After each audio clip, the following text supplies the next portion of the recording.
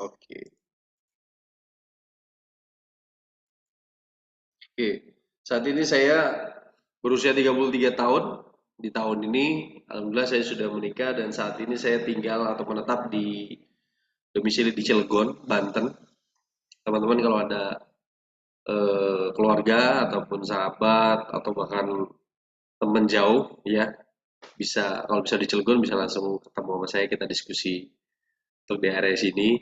Dan saat ini saya masih bekerja kebetulan di perusahaan petrochemical di Indonesia, PT Lotte Chemical yang saat ini pun masih masa proses pembangunan ya, masih masa konstruksi. Saya lulusan dari UPN Veteran Yogyakarta di angkatan 2009 dan baru lulus di 2014. Lulusnya 2013, wisudanya 2014. Lalu lanjut kerja dan pindah-pindah perusahaan, lalu akhirnya saat ini saya masih baru pindah juga di Lotte Chemical Indonesia. Sebelumnya saya di sama kayak mbaknya tadi, mesin otomotif, SMK juga. Jadi anak-anak SMK teknik mesin, mesin otomotif ternyata belum cukup ilmunya. Jadi saya melanjutkan ke jenjang kuliah. Saya kuliah lah di 2009 itu masuk di Jogja. Sebelumnya seharusnya saya bisa berjodoh dengan elektrikal karena saya dapat juga sebelumnya di di mana namanya Undirta di Cilegon. Namun saya pengennya jauh kalau anak laki-laki ya. Jadi kita dapat apa SNMPTN ataupun dapat dari tes di sana, saya langsung loncat ke Yogyakarta, melanjutkan kuliah di sana. Eh, saya ada beberapa sertifikasi yang saat ini masih aktif yang saya lampirkan di sini, K3 umum, Anjing Leader, Lead Auditor, SMK 3, Fairclass, First Aider, dan MSDS Create Certified. Untuk yang lainnya masih ada namun udah nonaktif, jadi nggak saya tampilkan di sini. Oh iya, saya pada saat lulus kuliah sebelumnya saya di Net TV, jadi rada nggak nyambung nih. Habis itu saya pindah ke industri. Jadi teman-teman ketika nanti baru lulus, lalu belum sesuai dengan passionnya nggak masalah, jalanin dulu aja. Yang penting pengalaman kerja itu pasti ngebentuk karakter teman-teman ya nantinya ya. Ketika sudah lulus, mau nanti kerja apa, dapetnya apa dulu nggak masalah. Kayak tadi temennya dapat ada yang Gojek saat ini nggak masalah sama sekali. Setelah dia nanti mendalami misalnya Gojek segala macam, lalu nanti ketemu jalannya untuk entah pindah ke industri ataupun bahkan membuka lowongan pekerjaan lagi itu luar biasa. Jadi seenggaknya ada jenjang karir ataupun historical karir nanti.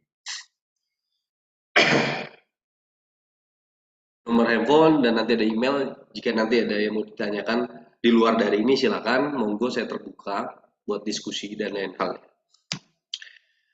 Oke, kita mulai. Ini saya mau bahas terkait dari ada berita ataupun artikel mengenai penyebab umum kebakaran adalah yang diakibatkan dari listrik. Untuk teman-teman sepakat nggak ya kalau dari berita yang kita lihat ataupun banyak di media sosial atau bahkan di TV ya, ketika nanti ada kebakaran, yang terakhir jadi kebakaran itu di Depok ya, daerah Depok itu ada kebakaran juga yang damkarnya sempat viral ya, rame ya, viral rame terkait dengan alat pemadamnya ataupun fire trucknya itu tidak berfungsi baik. Ya. Wah itu kalau di breakdown dibuka permasalahannya pasti udah banyak banget permasalahan yang ada di damkar tersebut. Kenapa sampai kalau dari orangnya ya dari personil personil damkarnya bisa nyampe speak up seperti itu bahkan sampai diviralkan berarti sudah bertubi-tubi masalahnya atau sudah ada frekuensi yang intens terkait dengan permasalahan yang ada di damkar itu sendiri. Saya nggak mau bahas ke damkarnya karena nanti melenceng jauh ya. Karena kita bahas terkait dengan penyebab umum ini katanya adalah dari kelistrikan. Apakah iya setiap kebakaran itu ada sumbangsi presentasi kebakaran terkait dengan entah gedung yang terbakar, entah mungkin di daerah pasar ataupun rumah yang pemukimannya sangat apa ya, tipis ya. Jadi jeda 2 senti aja nggak ada tuh. Udah langsung rumah lagi, tetangga lagi, tetangga lagi, tetangga lagi. Jadi benar-benar kumuh dan lain-lain. Dan ini sangat miris dilihatnya. Apalagi daerah-daerah mungkin di maaf ya daerah Jakarta segala macam itu pemukiman sangat mepet di sana dan itu sangat rentan terjadi kebakaran. Saya mau nanya dari Mas Halid Iswahyudi, menurut Mas, nih, apa ya, penglihatan aja atau dari mindset Mas Halid aja, apakah benar dari penyebab kebakaran itu sumbangsi terbesarnya adalah dari kelistrikan? Tunggu.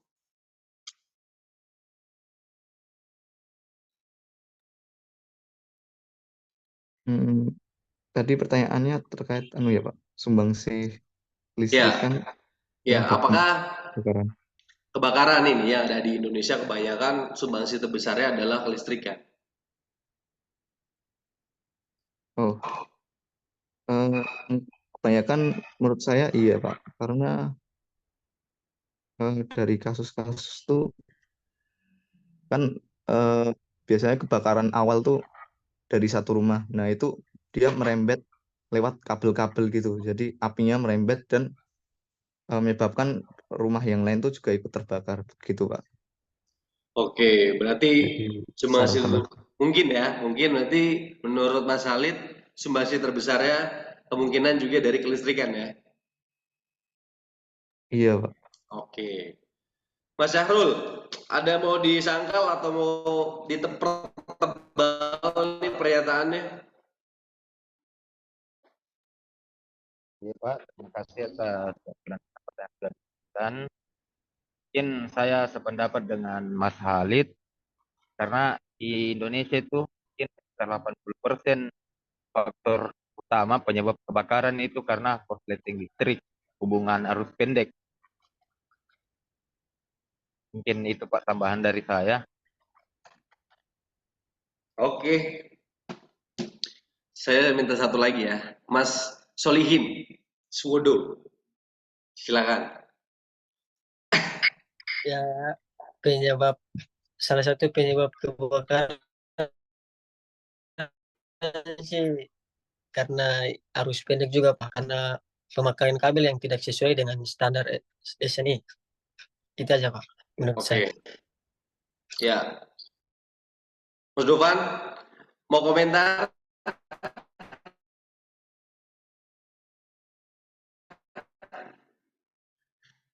Mas Dofan mau komentar atau mau ngasih tambahan?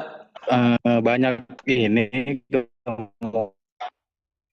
kemungkinannya instalasi penggabelannya juga sistem penerangan dengan stop kontak AC segala macamnya tidak sesuai jadi mengakibatkan beban dan sambungan yang tidak sesuai itulah sambungannya akibatnya jadi fatality kan itu sih penambahannya Oke, yang terima kasih. banyak saya temukan yang banyak saya temukan di lapangan seperti itu yang pembangunan camp eh, tidak sesuai kabelnya juga seperti yang teman-teman sampaikan tadi.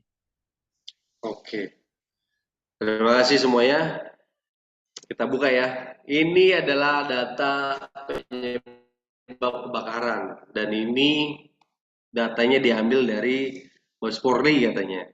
Ya, jadi ada hampir hampir menyeluruh ya. Kita punya ada berapa nih? Satu, dua, tiga, empat, lima, enam. Ada enam lah ya, enam aspek yang menjadi dasar di awal ya. Untuk terjadinya kebakaran itu ternyata yang pertama api terbuka.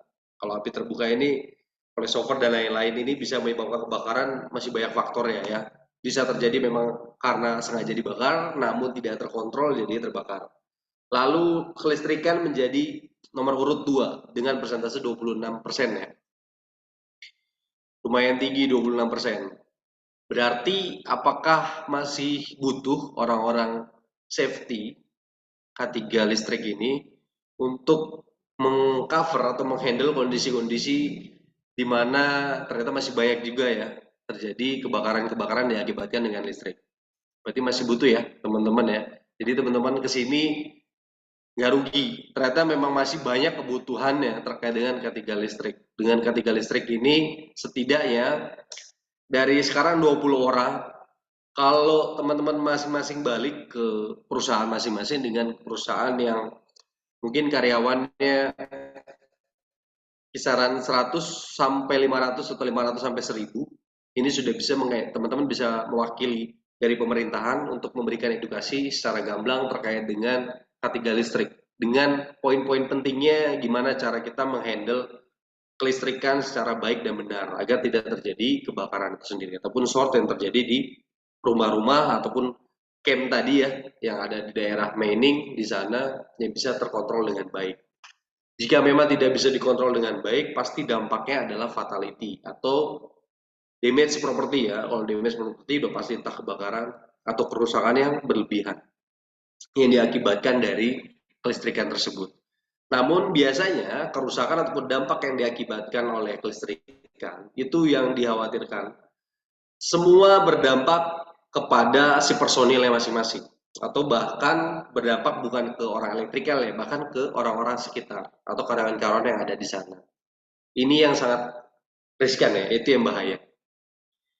Lalu selanjutnya di sini ada pembakaran, peralatan panas, lain-lain yang tidak dapat ditentukan. Ini masih dalam kondisi rahasiaan mungkin ya, jadi di keep informasi. Selanjutnya dari data kecelakaan ini PLN, dia punya observasi terkait dengan kecelakaan kerja yang diakibatkan dari listrik. Dari tahun 95 sampai 99 ini berarti data lama ya. Bahkan kalau sampai kita lihat di tahun 2024, ini berarti masih terus bertambah. Dan ini bisa dilihat sangat tinggi sekali. Jumlah kasusnya 1458 kasus kecelakaan kerja yang diakibatkan dari kelistrikan. Ini seluruh Indonesia jelas ya, pasti ini record dari seluruh Indonesia.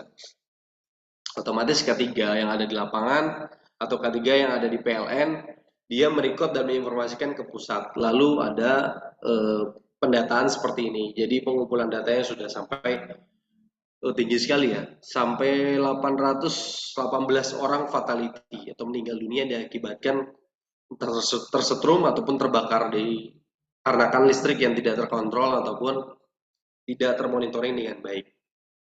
Oke, saya mau nanya Mas Dovan yang lagi kerja nih ya, yang masih ada di site nih. Mas Dovan, kecelakaan listrik kalau boleh diinformasikan ke kita ya, kalau boleh saja di tempat Mas Dovan, apakah ada kecelakaan listrik yang mungkin mengakibatkan adanya first aid, penanganan ataupun MID? Silakan Mas. Untuk sementara untuk fatality-nya belum ada. Cuman kurangnya ini sih kontraktor untuk pembangunan direksi kitnya. Jadi 2 tahun yang lalu mereka tidak mengkoordinasikan ke pihak HEC di sini. Jadi setelah mau dinyalakan langsung campnya tanpa sepengetahuan kita kebakar gitu. Jadi kejadiannya mereka mengetes bebannya siang, malamnya kejadian. Jadi seperti itu kita telusuri, ternyata JSA dan surat-surat sikanya kita telusurin tidak ada. Jadi itu sih yang selama ada yang di perusahaan ini. Untuk yang lain-lain lengkap untuk dokumen sikanya, JSA-nya jadi terlampir. Jadi mungkin kontraktornya kurang koordinasi untuk ke tim HEC-nya yang ada di sini. Itu sih, Mas Tio. Oke, terima kasih banyak. Teman-teman tahu dulu ya, Mas Tovan, karena Mas Tovan ini adalah orang elektrikal yang berada saat ini masih bekerja, jadi teman-teman bisa langsung kondisi real di lapangan ini gimana gitu ya. Untuk tadi Mas Tovan ini cerita terkait dengan SIKA. SIKA itu surat izin kerja.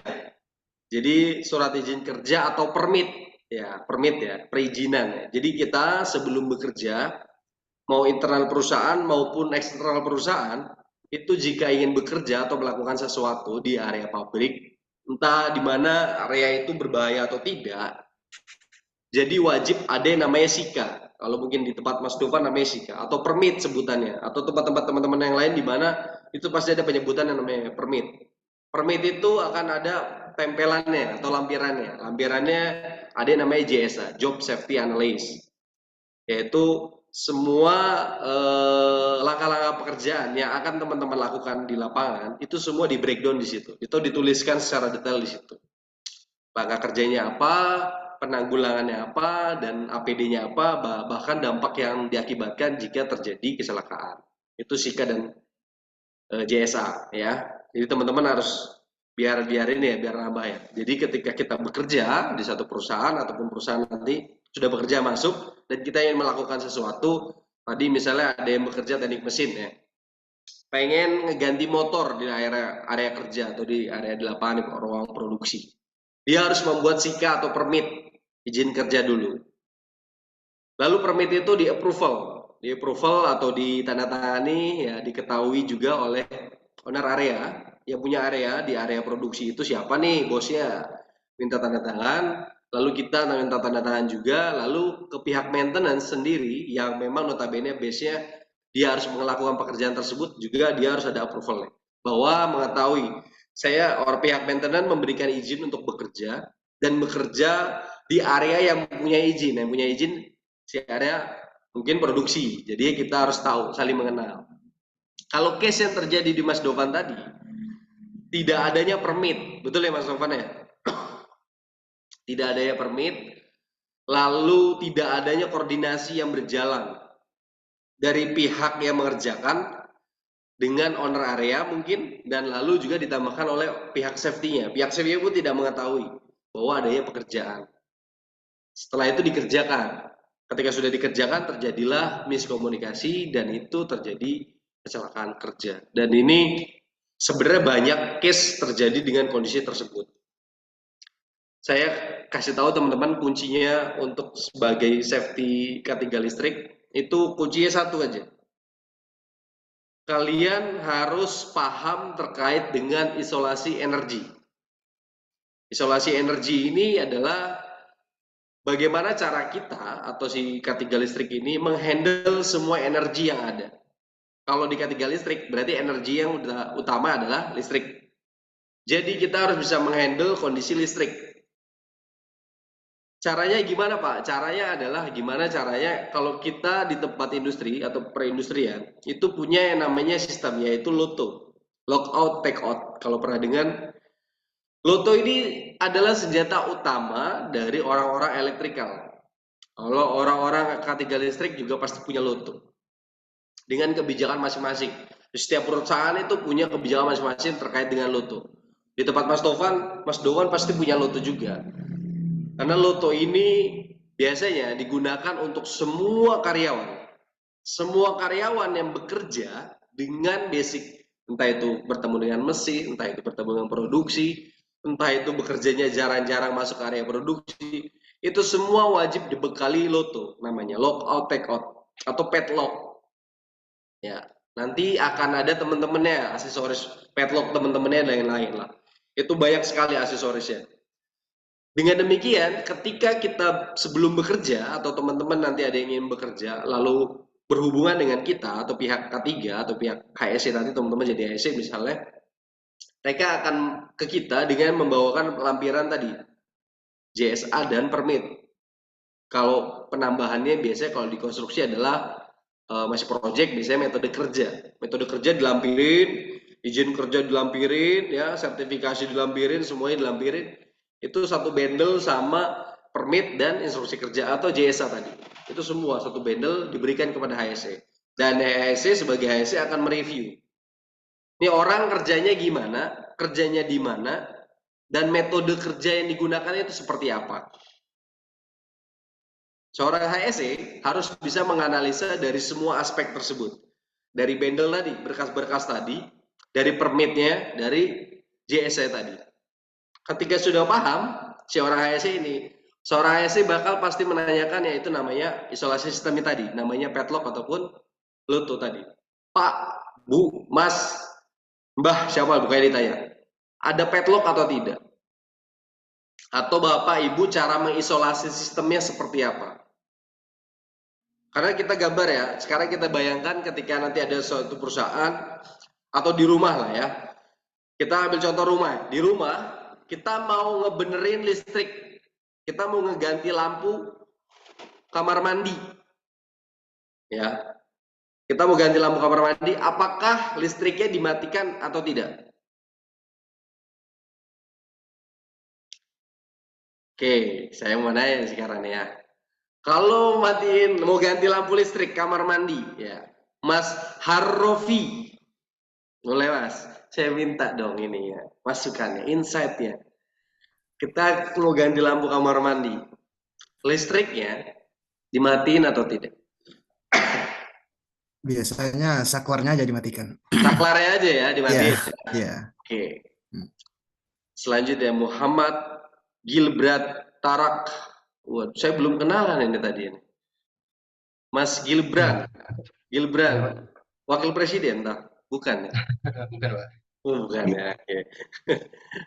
Kenalan dulu lah. Mas Gilbrand dari mana, Mas? Oh iya, baik. Perkenalkan nama saya Gibral. Asal saya dari Pekanbaru Riau, Pak.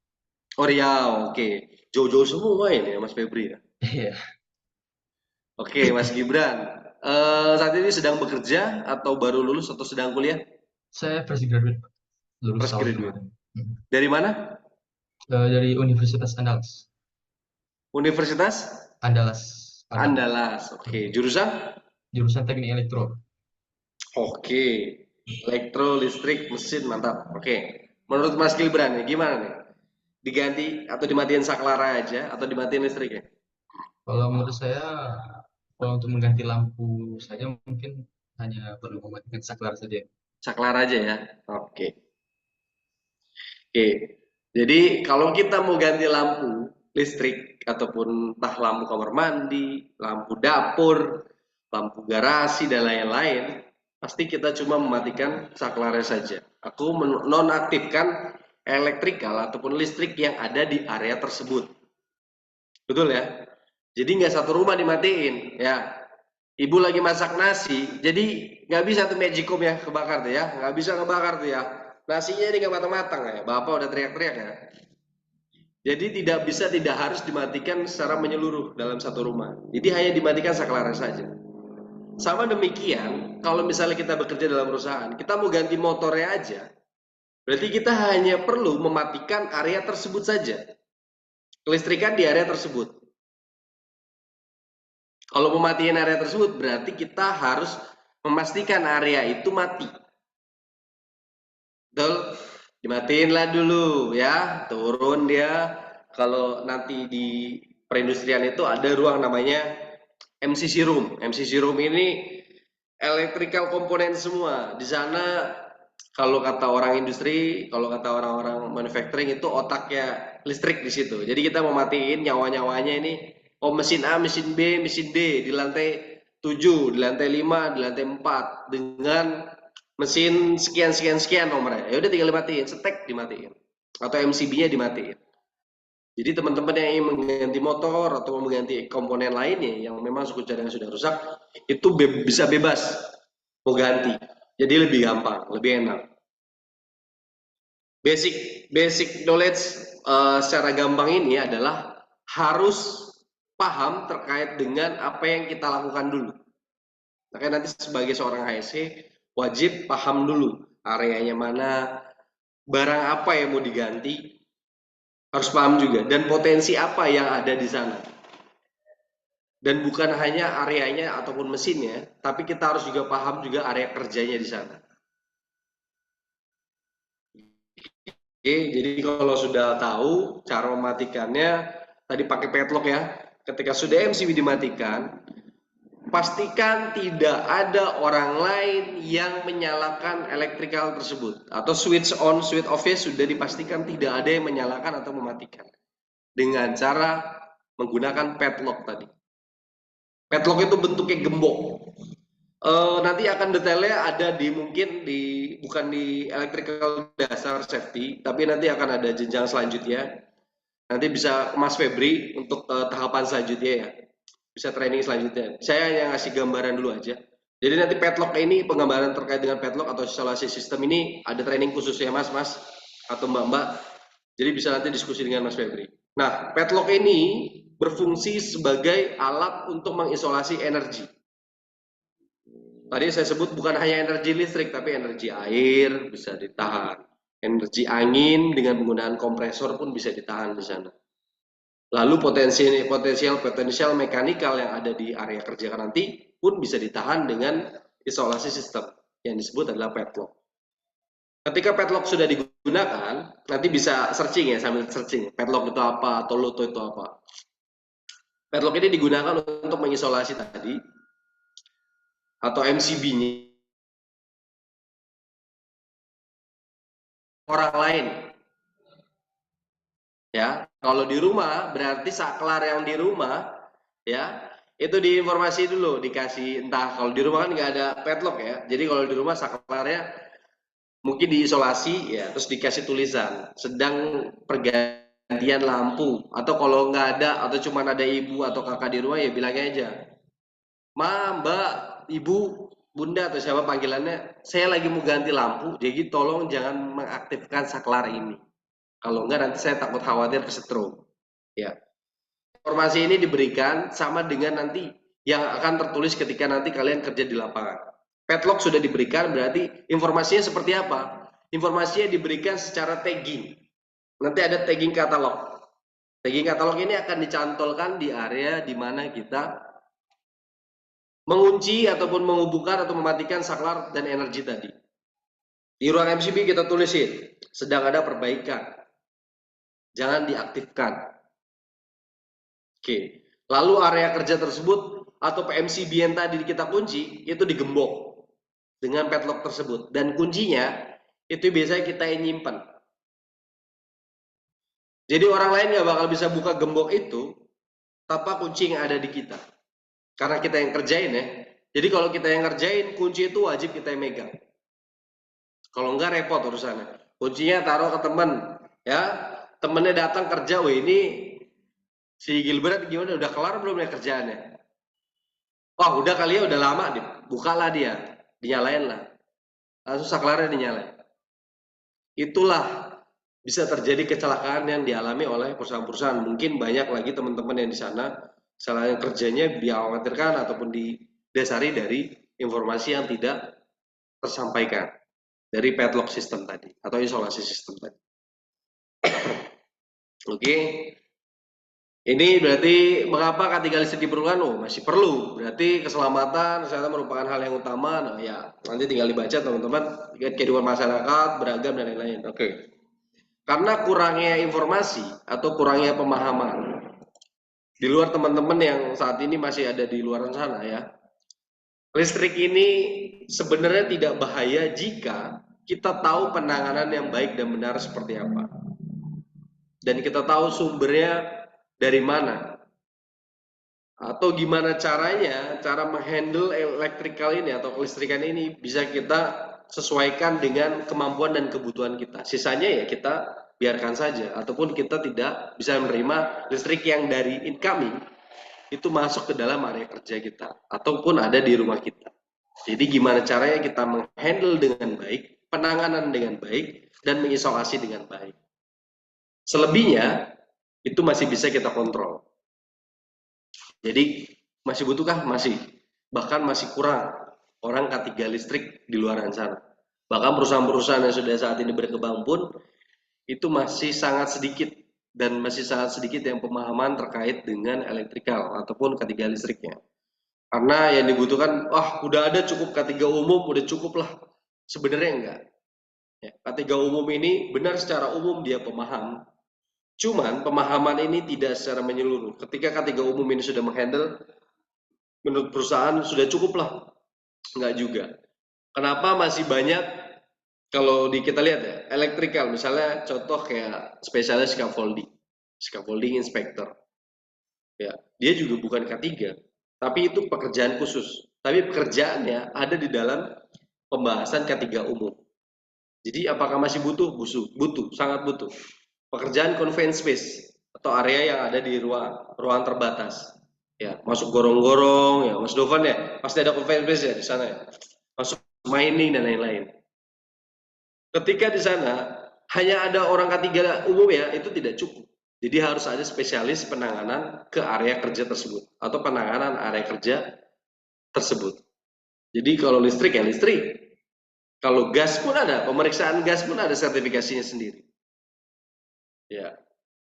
Kalau misalnya masuk ke dalam gorong-gorong dan lain pun ada khusus sertifikasinya sendiri masing-masing. Jadi kalau dilihat kelistrikan justru malah makin sedikit ya. K3 listrik ini semakin hilang.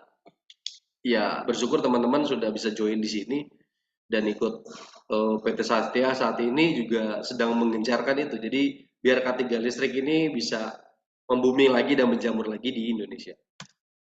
Tujuannya ya tadi ya, untuk memahami semua industri yang ada dan juga memberikan edukasi kepada mungkin warga-warga yang ada di luaran sana. Entah nanti sosial nanti ya, ketika nanti teman-teman udah pindah tempat kerja ataupun berubah di mana-mana, bisa langsung diskusi. Tujuan K3 listrik ini ya adalah keselamatan kerja dengan mempertimbangkan juga, jadi khawatir ketika nanti ada kecelakaan kerja yang diakibatkan dengan listrik, pasti terkait atau beririsan juga terkait dengan produksi yang terbatas. Ketika listriknya bermasalah, pasti produktivitas menurun. Dan itu pasti berdampak kepada perusahaan itu sendiri. Kalau udah berdampak perusahaan, pasti benefit yang didapatkan juga pasti menurun. Ini semua bersinergi ya, jadi tidak ada yang salah satu diuntungkan atau satu sama lain merugikan, itu tidak ada. Pasti semuanya saling berkolaborasi dengan baik untuk menjadi satu ketentuan yang baik ya, satu tujuan yang baik. Semua K3 listrik itu mendapatkan apa namanya ya, benefit atau tujuan yang sama untuk mengkoordinir atau melihat dan memonitoring semua instalasi jaringan yang ada. Itu dari hulu ke hilir, dari sumber incoming sampai ke dia elektrik penggeraknya, sampai ke manufacturing toolsnya. Dari manufacturing toolsnya juga harus dilihat secara baik apakah segi elektrikal ini sudah berfungsi dengan baik atau tidak. Lalu dilihat dari rambatan ataupun jalur-jalurnya, membuat atau mendapati rambatan atau hambatan yang besar atau tidak.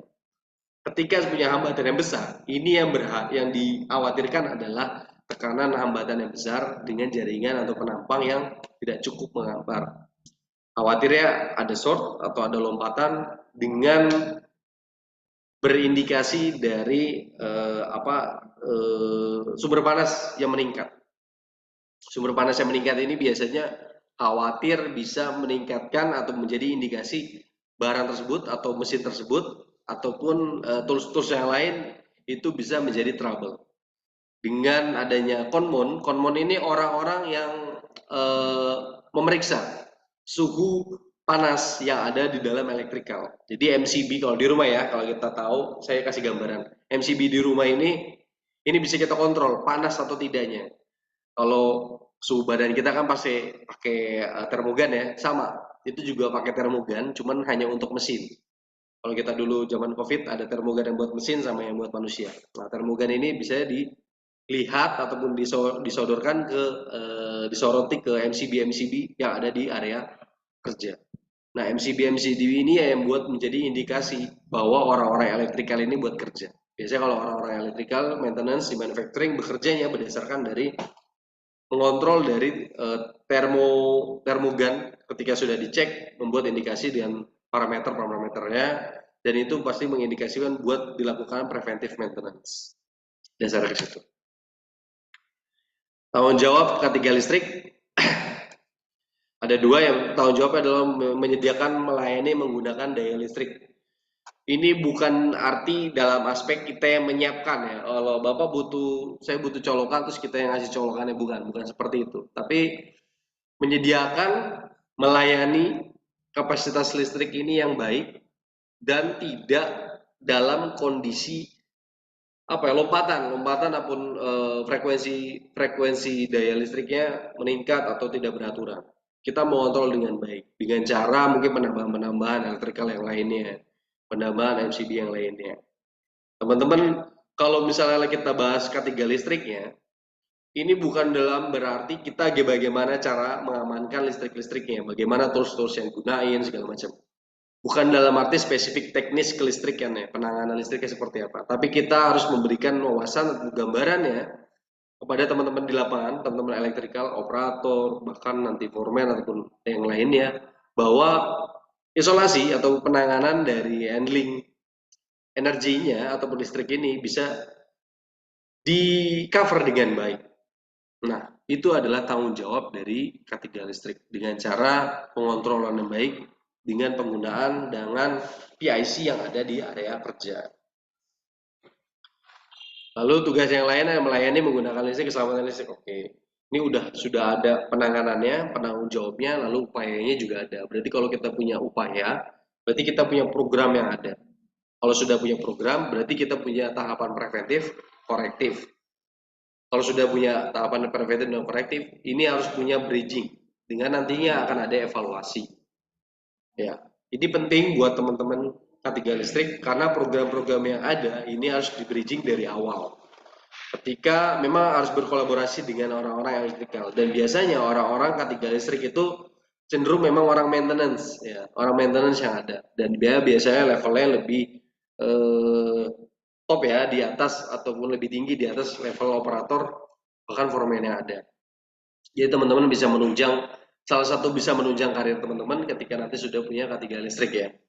Jadi K3 listrik ini bisa lebih apa ya, lebih tahu aja sih gambarannya ke depannya seperti apa. Jadi teman-teman harus pintar menganalisa dan memahami tahapan proses kelistrikan itu seperti apa di area kerjanya nanti.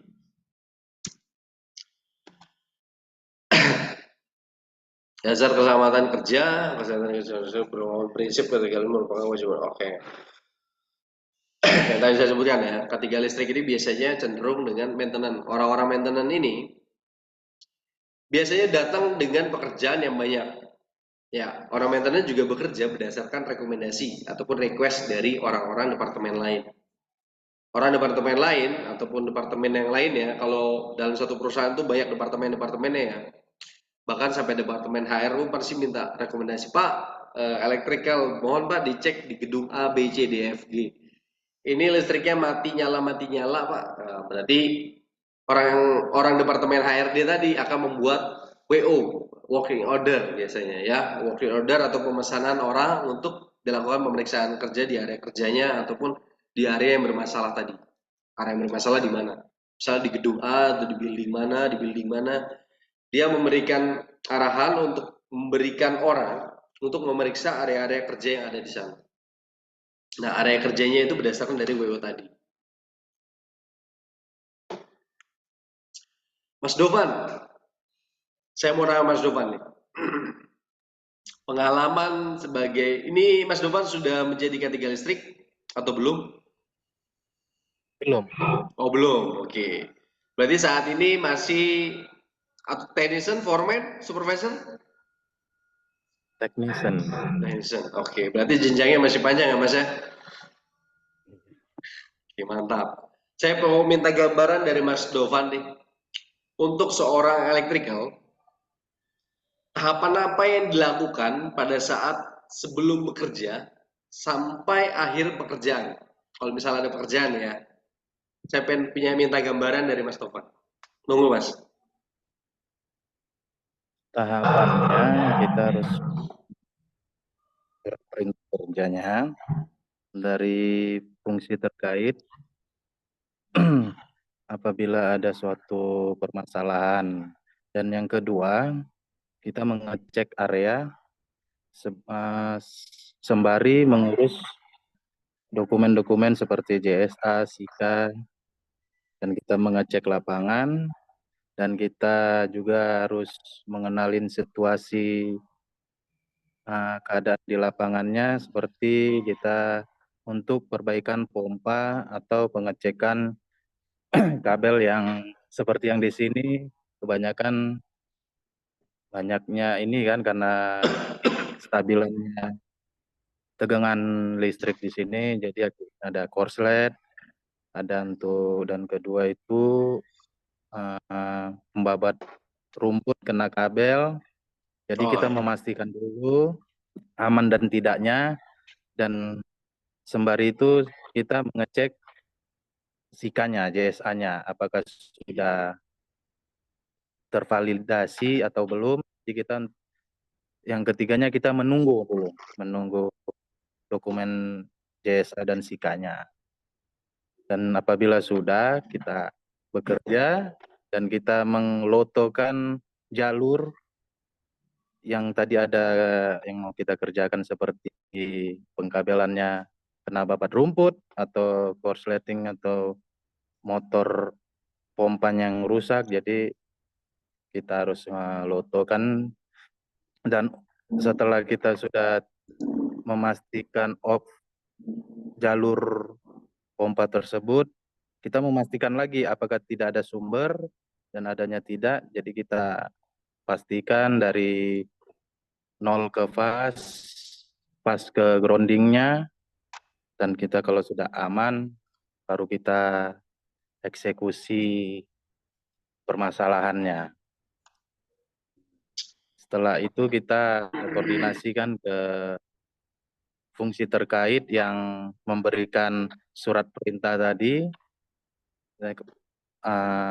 Pekerjaan sudah selesai dan kita memberitahukan titik permasalahannya kenapa, dan mereka menganalisa, dan apabila mereka butuh orderan pengkabelan, misalnya sistem materialnya, jadi fungsi terkaitnya yang mengorder, mengalis.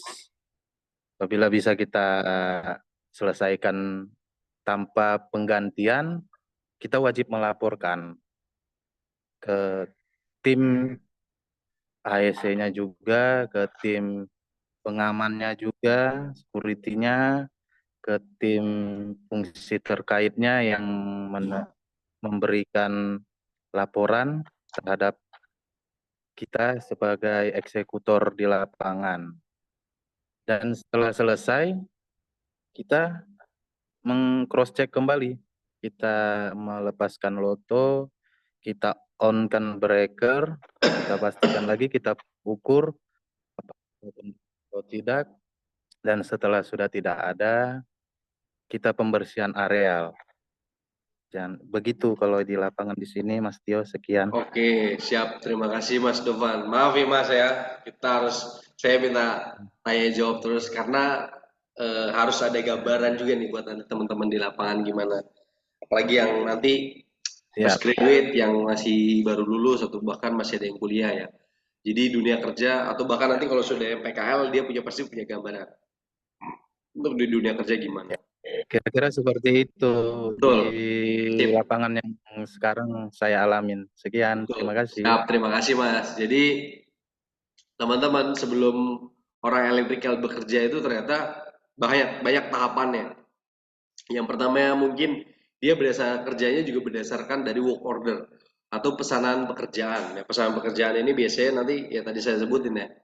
Kalau Mas Dovan ada dari pihak mana ya, produksi ya. Kalau kita bahasnya orang produksi lah. Minta untuk dicek area kerjanya. Terkait ada permasalahan, ada kerusakan mesin. Nah, kerusakan mesin ini minta dicek ada kaitan dengan listrik atau tidak. Kalau misalnya dia lihat, jadi orang produksi ini wajib observasi terlebih dahulu. Jadi pengawasan terlebih dahulu secara monitoring aja secara fisik. Ketika sudah ke lapangan, orang elektrikalnya, orang produksinya ternyata ditemukan ada putusnya jalur atau ada bau gosong di area kabel pengkabelan. Nah, dia pesan order lah ya untuk pekerjaan tersebut. Ketika sudah ingin dikerjakan, dia harus koordinasi dulu ke atasan. Untuk penyesuaian mungkin penjadwalannya. Ya, penjadwalan produksi ya kapan, bisa dihentikan atau tidak. Selalu lanjutnya adalah koordinasi dengan pihak maintenance. Atau pihak maintenance-nya elektrikal ya. Jadi teman-teman di sana nanti bisa koordinasi juga terkait dengan penjadwalan untuk penanganan si elektrikal ini. Nah, untuk K3 listrik di sini berperan penting dalam konsep untuk schedule. K3 listrik di sini berperan pentingnya bukan hanya dalam kondisi penanganan atau handling kondisi keseluruhan pekerjaan atau teknis pekerjaannya, tapi dalam kondisi menyeluruh. Ya, entah itu permit atau izin kerja atau SIK tadi, entah itu JSA, bahkan sampai scheduling pengerjaan dari penanganan elektrika. Kenapa? Karena orang safety ini wajib memikirkan banyak aspek yang harus dipikirkan oleh orang-orang K3. Yang pertama adalah personil itu sendiri. Personilnya juga harus yang terlatih dan tersertifikasi. Dengan kondisi penanganannya, dengan schedule yang ada, dia harus penyesuaian terkait dengan orang yang bekerja. Apakah orang yang bekerja ini dalam kondisi yang sehat dan siap bekerja untuk penanganan elektrikalnya atau tidak?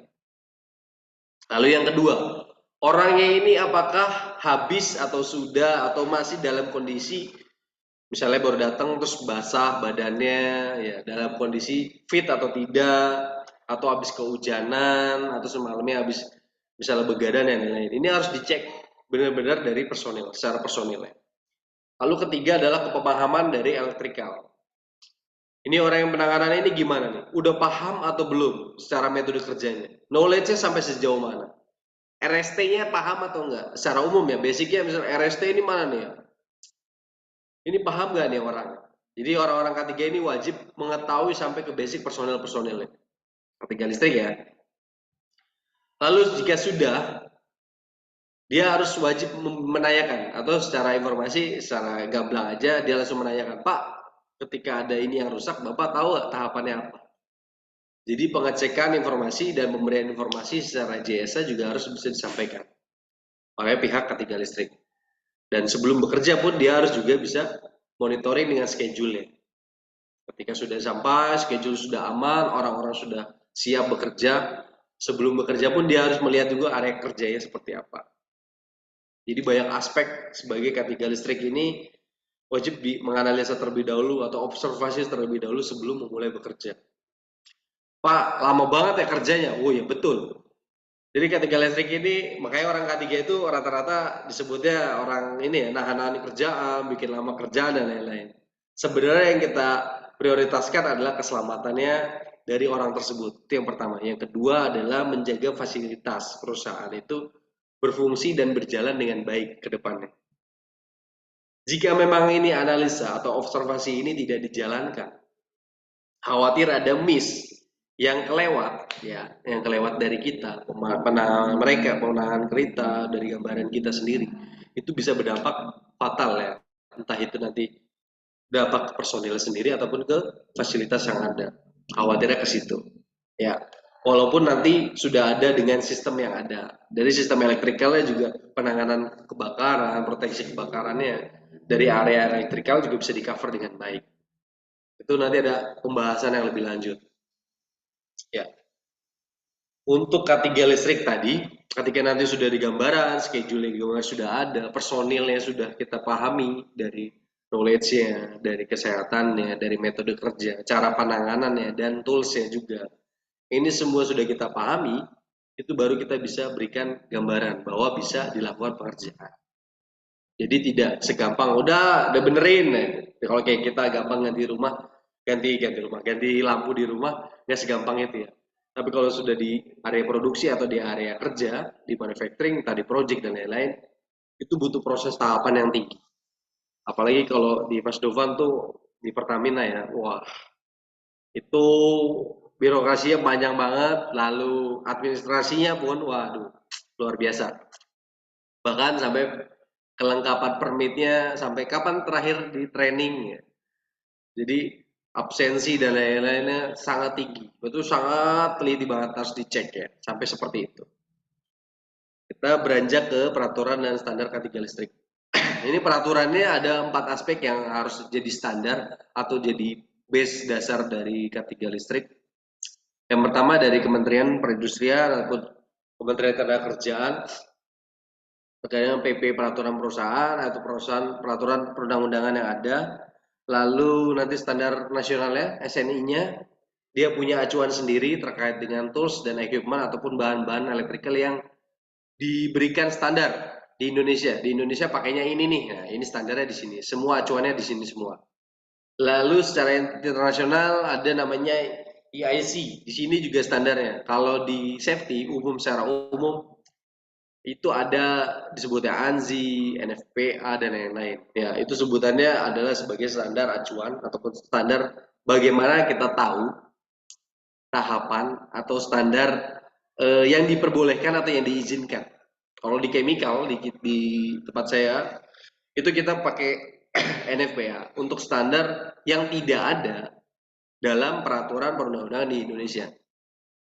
Jadi standar peraturan di Indonesia ini misalnya PW peraturan perundang-undangan ini belum lengkap nih. Nah, baru kita pakai standar yang ada dari luar. Kalau secara elektrikal dia pakainya EIC.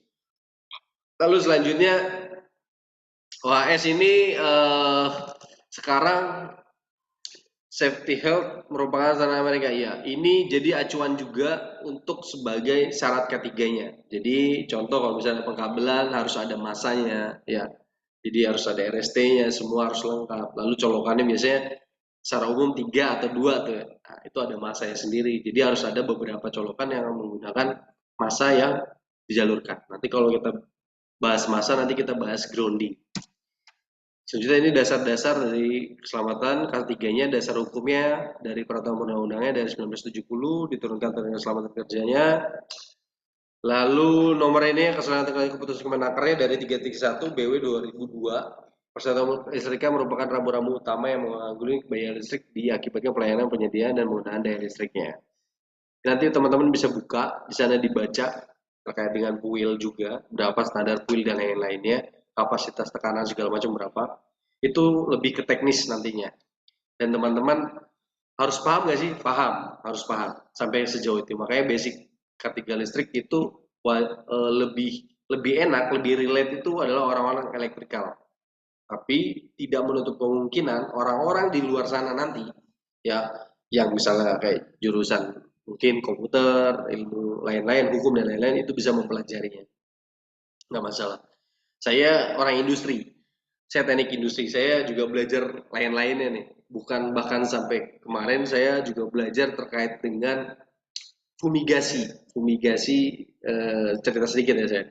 Saya lagi gambar, lagi konsentrasi terkait dengan fumigasi untuk bahan makanan yang food grade. Jadi di area makanan ataupun kayak beras yang sudah dikarungin yang sekarung 25 kilo atau 50 kilo itu masih butuh penanganan khusus ketika barang itu sudah di packaging.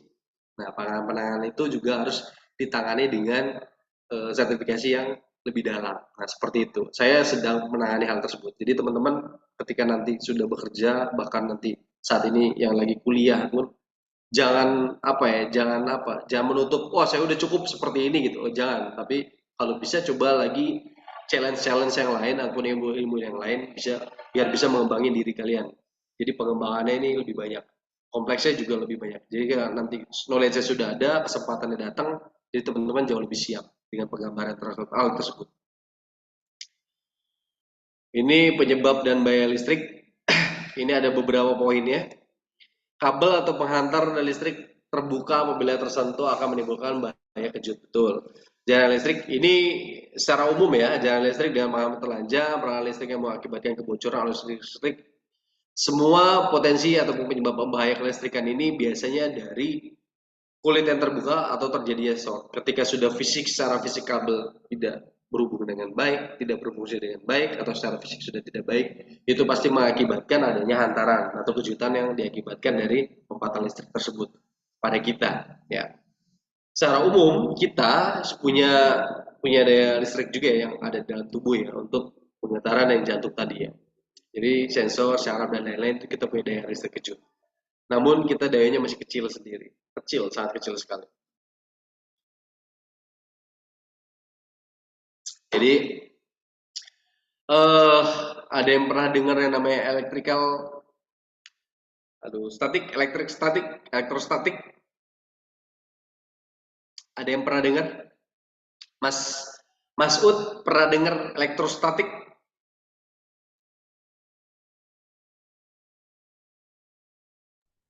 Belum, Pak. Belum. Oke, Mas Sukirno pernah dengar elektrostatik? Pernah, Pak. Pernah. Oke, di mana tuh, Mas? Kalau nggak salah itu di pelajaran IPA D, Pak. D. Ya, IPA kelas berapa tuh kira-kira? Kelas 6-an lah atau 4 lah. Oke, Mas Sukirno nih saya baru lihat nih, belum kenal Mas. Kita kenalan dulu, Mas. Dari mana ini? Wah, berseragam ini. Dari Indramayu, Pak, Jawa Barat, Pak. Oh, ini Maru, Jawa Barat. Oke. Basic pekerjaannya, Mas, saat ini? Teknisi listrik, Pak. Oh, listrik. Bekerja, sedang bekerja atau gimana? Sedang bekerja, Pak. Oh iya, di perusahaan mana, Mas? Di instansi rumah sakit, Pak. Oh, di rumah sakit. Oke. Wah, ini tadi berarti masih relate ya. Jadi kalau mau ganti lampu ya dimatiin dulu ya. Nah, berarti MCB saluran jaringannya ini sudah terbagi baik, Mas, atau belum? Alhamdulillah, sudah, Pak. Sudah, berarti tambahannya di MCB ada ya, Mas? Atau electrical room-nya apa sebutannya di sana? LV, Pak. LV. Ya. Oke. Di sana sumbernya dari mana? Genset atau langsung dari PLN? Langsung dari PLN, Pak. Oh, berarti second cover-nya adalah genset ya? Siap, ya, betul. Oke. Ya, elektrik. Kalau elektrostatik berarti udah dengar ya. Elektrostatik itu kita pelajarin di SD IPA ya. Waktu itu zaman IPA itu kita, kalau saya pernah dapat itu kelas 3 SD. Ya, betul. Ya. Jadi elektrostatik itu dicontohin kalau zaman waktu SD saya, teman-teman juga pasti kayaknya pernah lah ya. Kita gosokin penggaris di rambut. Ya, pernah denger ya? Atau pernah nyoba ya? Kita gosokin penggaris di rambut.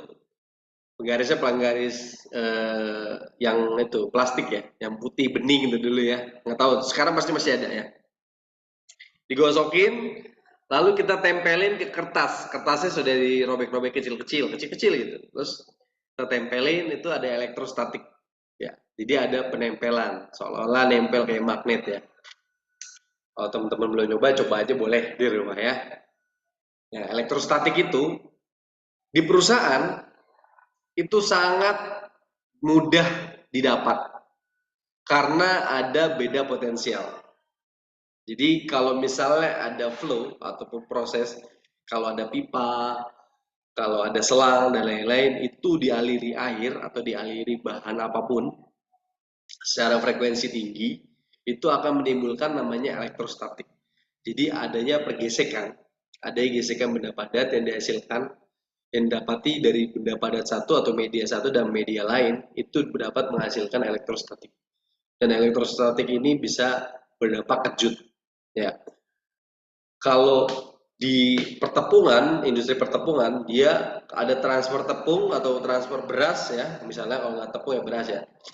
Dalam satu selang itu pasti ada elektrostatik. Jadi kelihatan ada listrik di atas pipanya atau ada listrik di atas selang tadi, media tadi, ada listriknya. Ini berbahaya atau tidak? Ini berbahaya untuk orang-orang yang kagetan biasanya ya. Kalau kita pegang, dia langsung nyetrum. Nyetrumnya lumayan. Ya. Jadi harus ada grounding. Tadi kita bahas ada grounding. Jadi grounding ini adalah untuk penyalur, ya, bukan penutup atau penangkap. Jadi kalau yang di rumah-rumah, di industri-industri, itu kita pasang penyalur petir gitu ya. Jadi itu untuk menghantarkan saja petir yang dari atas, lalu kita alirkan ke bawah. Di bawahnya kemana Pak? Ke bawahnya sampai menemu kondisi massa di mana elektrikal tersebut bisa terbagi secara merata.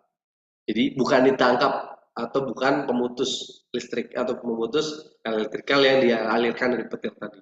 Bukan pemutus atau penangkap, tapi penyalur petir. Penyalur petir ini akan menyalurkan kondisi elektrikal yang didapat atau massa yang didapat langsung sampai ke ground atau sampai grounding ataupun sampai ke massa, menemukan massa titik massanya. Biasanya titik massanya itu ditemukannya sampai ke titik air. Ya. Kalau di Mas Sukroni di sana ada penyalur petirnya Mas? Di rumah sakit? Sukirno, Mas Sukirno? Ada ya? Oke, kalau ada berarti di sana berapa kedalamannya Mas? Kurang lebih 5 Pak paling. 5 apa Mas? Ya? 5 meter Pak. Oh 5 meter, oke.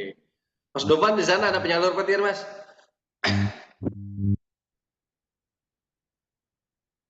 Ada penyalur petir di sana?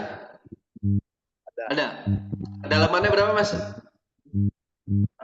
Untuk di area sini kurang lebih itu 15 meter. Oke, Berarti ada 20 titik. Oh, ada 20 titik. Oke. Dengan radiusnya, berapa radiusnya satu titik? Radiusnya di antara sekitar 150 meter. 150. Ya, kalau satu kalau di area pabriknya dengan tangki ke tangki sekitar ya kurang lebih 150 gitu. Oke. Ya. Jadi untuk kedalaman ya teman-teman, untuk kedalaman penyalur petir atau penyalur listrik dan lain-lain atau grounding. Ya, grounding ini penting juga buat nanti teman-teman di area entah industri, entah manufacturing ataupun project. Grounding ini harus mencapai kedalaman di mana kedalamannya itu kita nggak tahu ya kedalaman seberapa dalam, tapi sampai menemukan titik air. Jadi kalau misalnya di Mas Sukirno itu kedalamannya cuma 5 meter, berarti sumber airnya deket gitu. Ya. Oh, dia di grounding udah aman tuh. Kedalaman tersebut udah aman tuh. Nah, pemeriksaannya kalau kalau nggak salah itu dari bawah 0,05 ohm ya. Harus di bawah 0,5 ohm untuk kedalaman dengan pemeriksaan dari grounding tersebut. Jadi kedalamannya itu ketika ada grounding dan setiap building itu harus punya grounding yang masing-masing ya.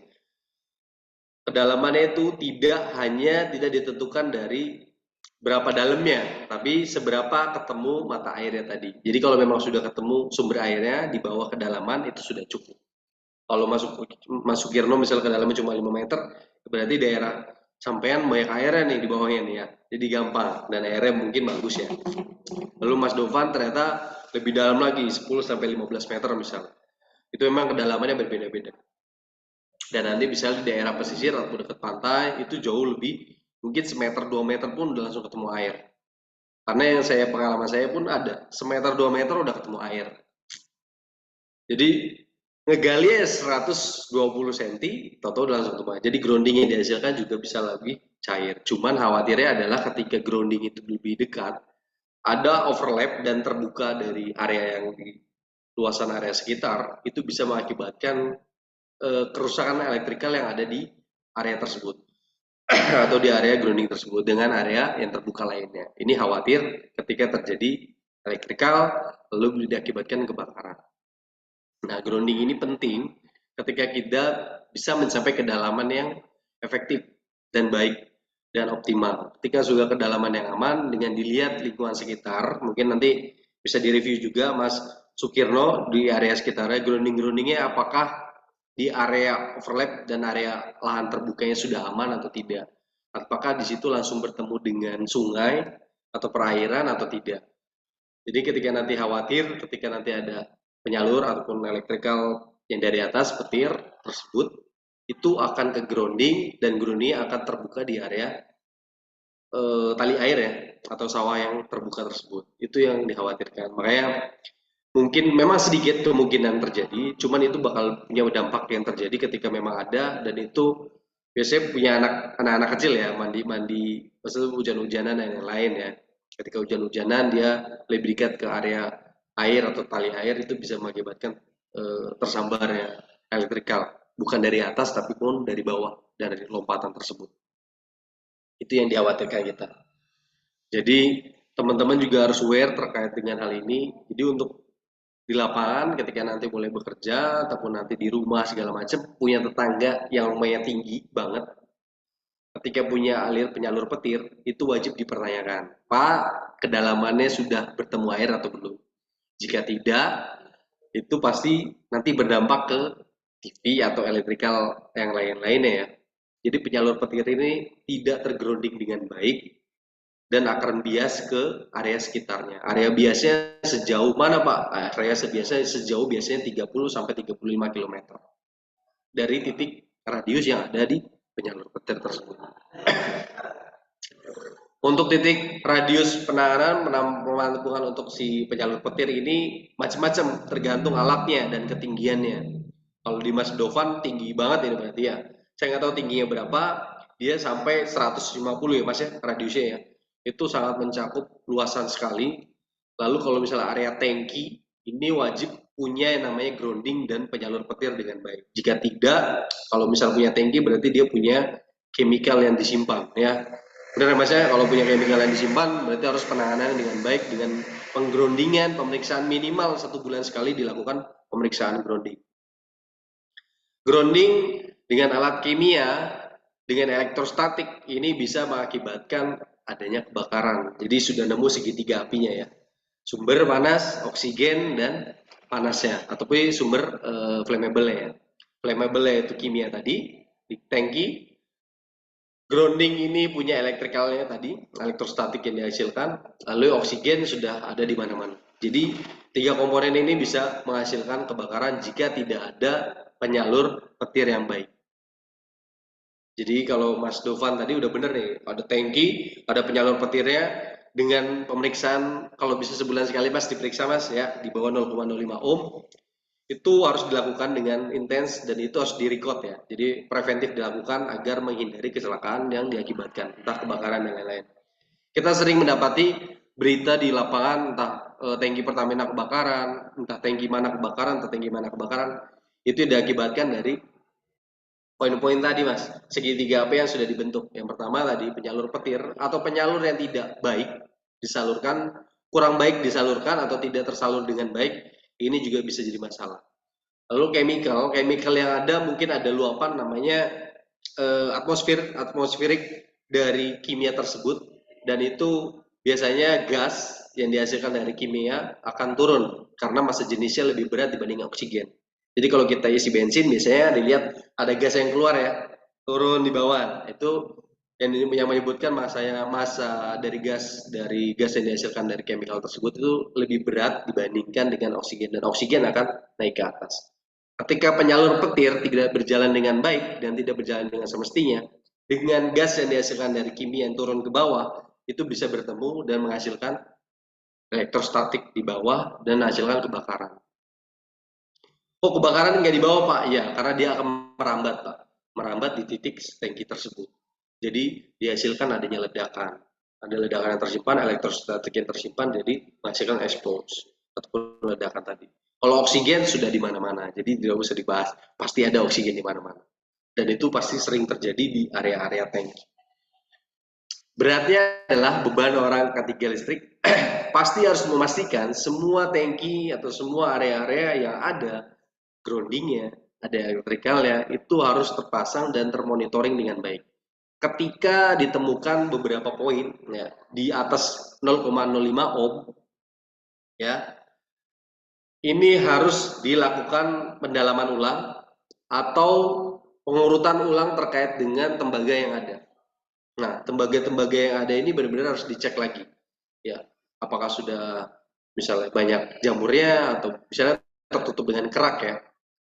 Kita harus bersihin masing-masing ya, dibersihin sampai ketemu benar-benar tembaga lagi atau bersih dengan ada kerak-keraknya lah ya. Lalu untuk pendalaman ini juga harus kita cek. Siapa tahu pakunya memang lagi bermasalah. Jadi penancapan paku yang di dalam, yang kita timbun di dalam itu ternyata juga sudah terkikis atau bisa ada kerak dan lain-lain. Jadi penyaluran elektrikalnya tidak berjalan dengan baik.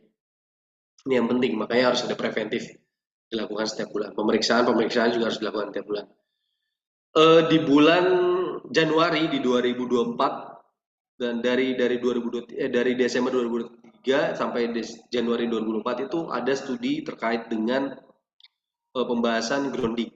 Yang saya dapati saat ini grounding sedang dibuat kondisi tidak secara vertikal, tapi dibuat secara horizontal. Bukan ketiplek horizontal ya, tapi dibuat horizontal dengan kedalaman secara diagonal, bukan langsung lurus ke bawah. Ini lagi digarap studinya. Kebetulan kemarin ada teman-teman saya juga yang ikut ke sana, jadi electrical saat ini kita rubah, jadi bukan kedalaman secara harus ketemu. Biasanya kedalaman itu di daerah Jawa, tepatnya di Jawa Barat ini, dia susah mendapati titik air dengan sampai kedalaman 25 sampai 35 meter pengeboran yang harus dilakukan ke dalam bawah tanah. Nah, studi ini sekarang dipicu dan harus ada pengembangan yang lebih.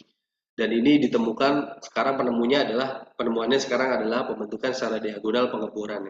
Jadi tidak terlalu dalam, bisa secara bias pemeriksaannya pun kondisi amannya ada di bawah 0,05. Dan studi ini juga sudah disepakati oleh pihak BUMN yaitu Pertamina sendiri untuk penggunaan metode terbaru ini. Namun memang belum dipublish. Ketika nanti sudah dipublish, mungkin perusahaan-perusahaan atau teman-teman yang udah kedepannya bisa mengembangkan atau bisa memberikan informasi ini buat perusahaan-perusahaan yang nanti ada di luar sana yang teman-teman bisa geluti di sana. Karya-karya nanti teman-teman gimana.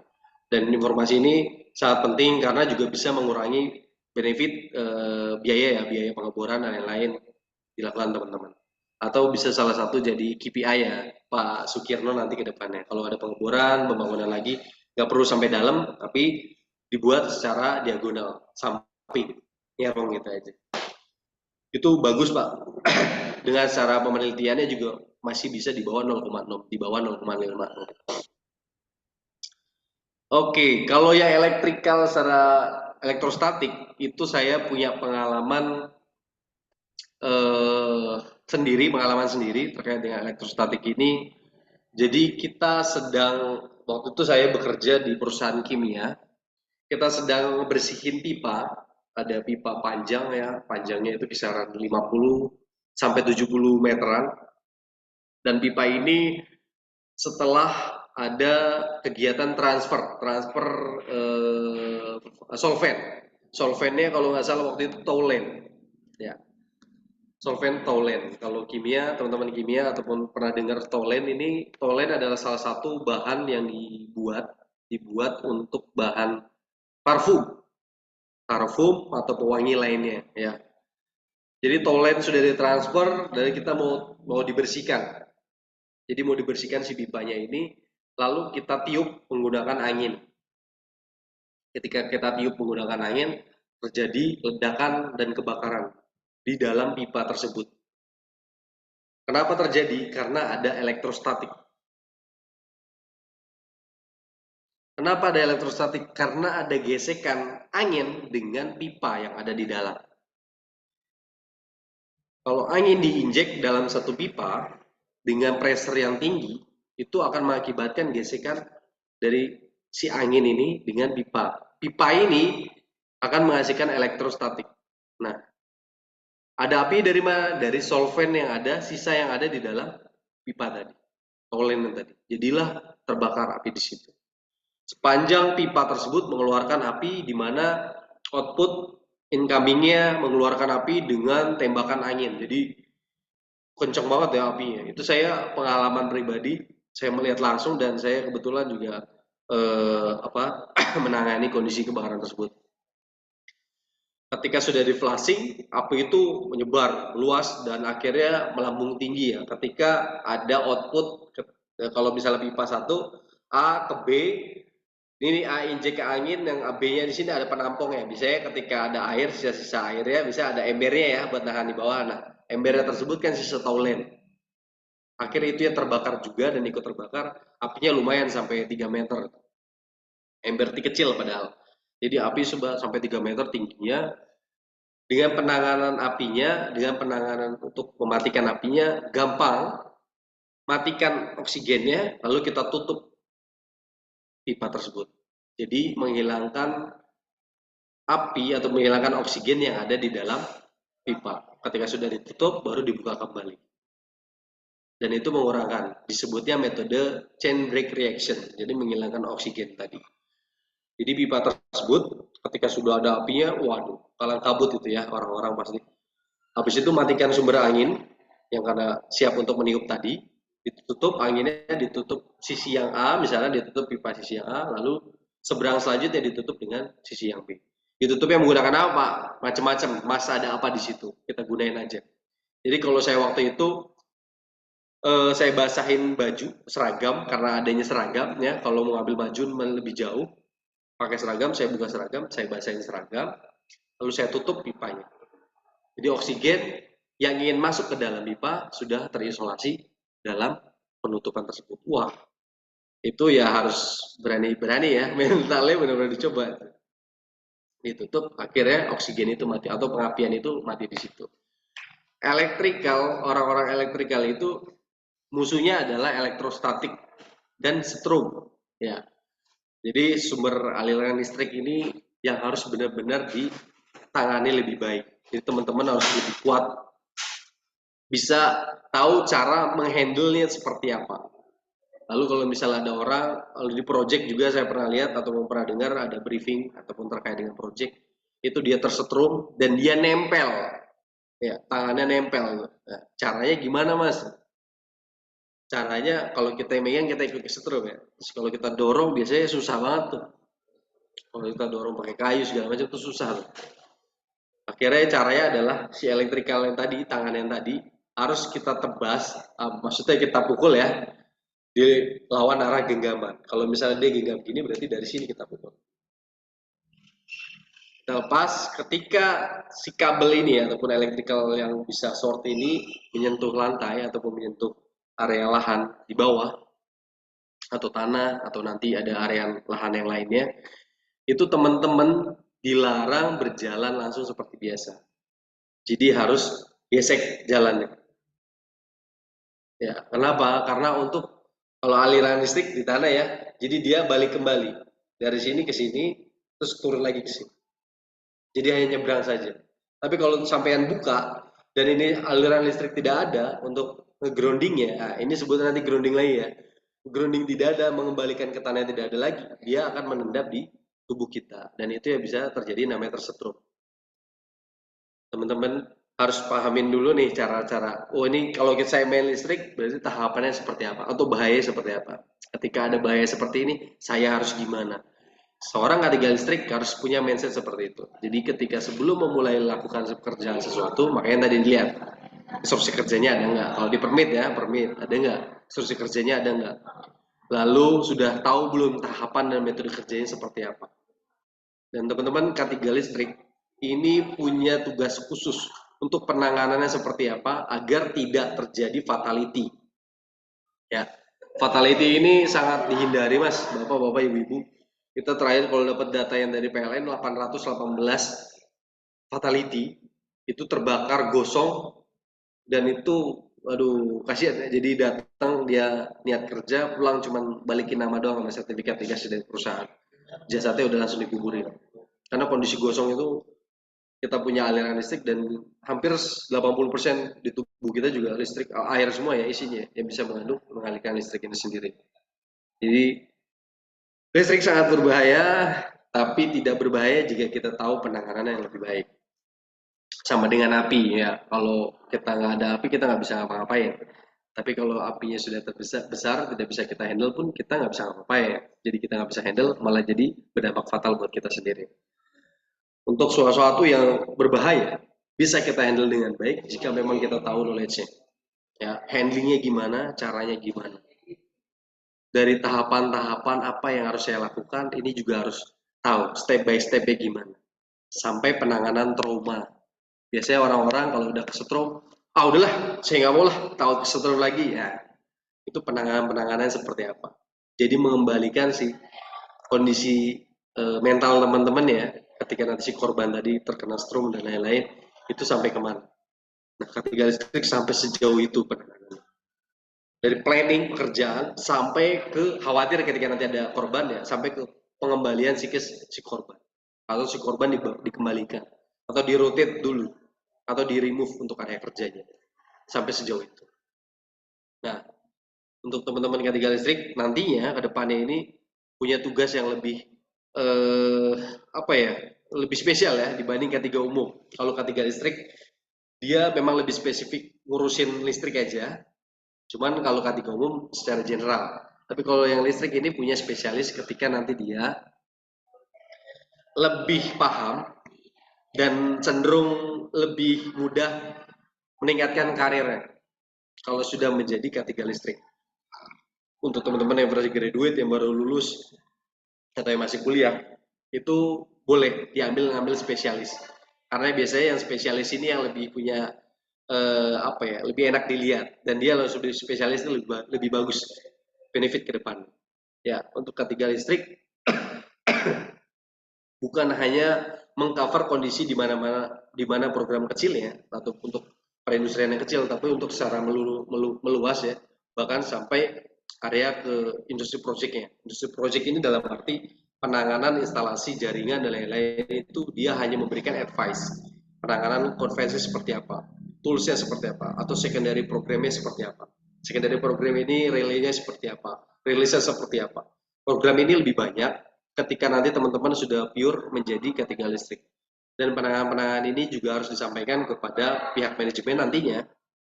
Mas Sukirno misalnya juga harus bisa memberikan gambaran ke pihak manajemen bahwa bahaya listrik seperti ini, seperti ini. Jadi tahapan yang diberikan, edukasi yang diberikan bukan hanya kepada si orang-orang yang mau bekerja, tapi secara menyeluruh.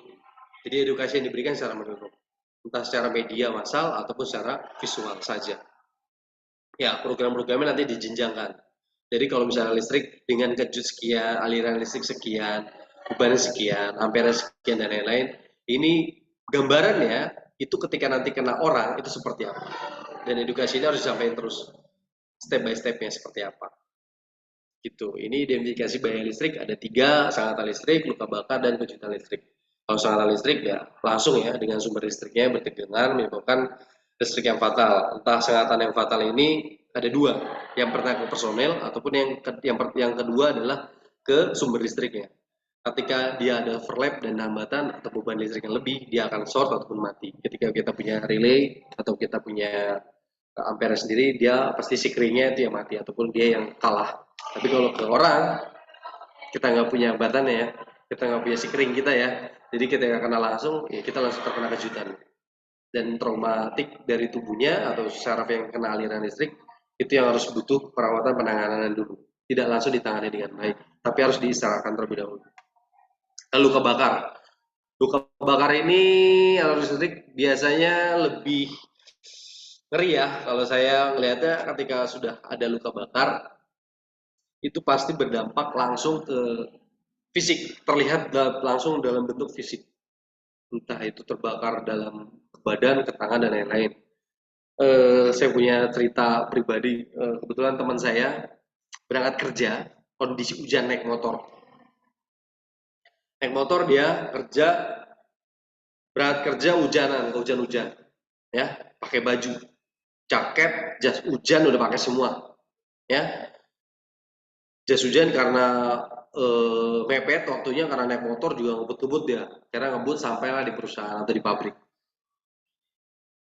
Udah sampai pabrik, buka baju dia, ganti baju, jas hujan dan lain-lain, lalu dia pakai kaos yang baru lagi, lalu dia pakai seragam kondisi, tapi celana dia nggak bawa ganti kayaknya ya, sampai kolor dia juga nggak bawa ganti, jadi masih basah kondisinya. Lalu sepatu yang dia pakai itu sepatu safety dan kondisinya basah. Kaos kakinya dia lepas, dijemur. Jadi langsung dia nggak pakai kaos kaki. Kalau di industri manufacturing atau di project mungkin teman-teman nggak kaget ya kalau ada maju di sepatu ya, karena nggak ada kaos kaki ya segala macam lah. Itu dia kasih hambatan tersebut lah, dikasih lah kaos kaki ataupun kain-kain lah, dipakai dan dia mulai kerja. Dia tidak menyadari bahwa dirinya itu masih dalam kondisi lembab, kulitnya masih basah, badannya pun masih basah. Dan ketika dia mulai bekerja, dia sudah melihat bahwa kabel secara fisik, kondisi powernya atau kabel powernya itu terkelupas. Dia dengan sadar melihat hal tersebut dan dia memeriksa, oh ini cuma ini, tapi dia langsung masih sering digunakan karena sudah terbiasa menggunakan kabel yang fisiknya sudah tidak layak. Ya, sudah terbiasa. Biasanya gitu Pak, nggak masalah kok. biasanya itu Pak. Nah, ini sebutan teman-teman yang bisa nanti di lapangan ya. Kalau udah di dunia industri, biasanya nggak apa-apa Pak. Nah, ini. Membiasakan hal biasa, membiasakan hal yang salah itu salah. Karena sudah terbiasa dia nyolokin powernya. Dia buat ngegerinda. Di awal buat ngegerinda. Jadi nyolokin pada saat memulai ngegerinda, dia tidak menggunakan sarung tangan sesuai dengan peruntukannya. Jadi dia hanya menggunakan sarung tangan katun. Nah, sarung tangan katun yang putih ya, teman-teman ya tahu ya. Yang biasanya kerja bakti itu. Ya. Jadi dia pakai, lalu pas mulai gerinda, dia nyalain, lalu tersetrum lah dia. Dengan kondisi badan yang masih basah. Listriknya dari aliran tadi kabel, dengan tidak sadarnya aliran listrik itu mengalir dari lantai kerja. Lantai kerja yang masih terlihat basah dengan sepatu safety yang basah, mengalir listrik dan langsung tersetrum. Dan tersetrum, badannya hampir sebadan dia itu gosong dan meninggal di tempat langsung. Ini kejadian saya langsung datang waktu itu ke rumah duka korban dan saya lihat kondisinya, waduh, kasihan banget. Jadi yang terlihat kayaknya ini muka masih biasa aja, masih warna-warna biasa, namun badannya sudah gosong. Itu karena aliran listrik. Itu kondisi luka bakar. Kalau luka bakar, persentase terbakarnya itu dari tangan kita. Nah, setelah tangan ini ditempelin ke mata, misalnya ini bagian gosongnya, itu disebutnya 1%. 1% luka bakar. Jadi kalau ada badan-badan yang lain, kalian tempelin aja. Berapa telapak tangan? Tempelan tangan kita aja, persentase. Oh berarti ada 10 Pak telapak tangan ya, itu berarti 10% bagian badan yang terbakar. Cara ngitungnya gitu. Kalau nanti ada case berapa persen luka bakar, itu sebutannya seperti itu ya. Kalau misalnya cuma setitik, tidak diukur dari sini, ya udah dari persentase 0, berapa persen yang terluka bakar.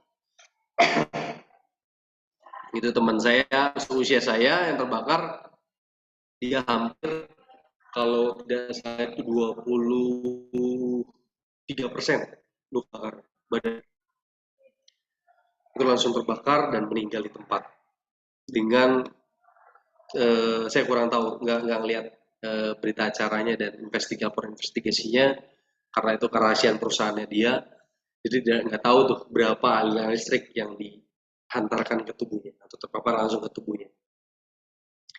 Sama ini sekarang kejutan listrik, kalau kejutan listrik mendapat kejutan dan mengakibatkan hilang kesadaran dan henti jantung, ini bisa langsung mati.